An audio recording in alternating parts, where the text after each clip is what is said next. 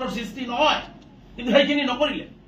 যিসকল একেবাৰে কতো যাবলগীয়া নাই, কাৰণ তেওঁলোকৰ ৰাষ্ট্ৰীয় ঘাইপথটোৰ ওপৰৰ বাহিৰে আৰু কতো ৰাস্তা নাই। মানুহ যদি ৰাষ্ট্ৰীয় ঘাইপথত থাকিব নোৱাৰে, মানুহ যদি ৰাষ্ট্ৰীয় ঘাইপথত থাকিব নোৱাৰে, তেওঁলোকে সেই উচ্ছদিত অঞ্চলৰে কিছু নদী কাষৰীয়া অঞ্চলত তেওঁলোকৰ সতি সন্ততি লৈ কিছু সংখ্যক মানুহে তিৰপলৰ তলত বসবাস কৰি আছে।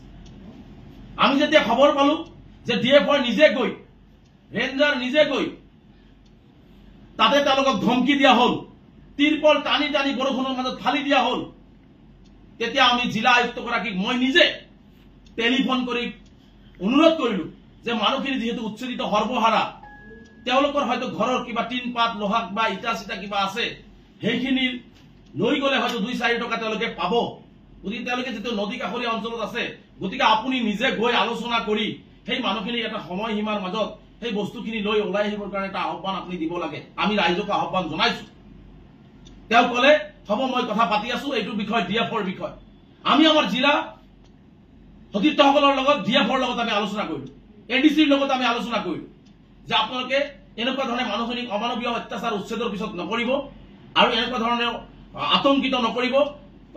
দিনে নিশাই আপোনালোকে আহি এই মানুহখিনিক পৰিৱেশ বিনষ্ট নকৰি আপোনালোকে এই মানুহখিনিক তেওঁলোকৰ ভয় বস্তু যদি কিবা আছে লৈ তেওঁলোকক সসন্মানে তেওঁলোকক তাৰ পৰা যাবলৈ দিয়া হওক।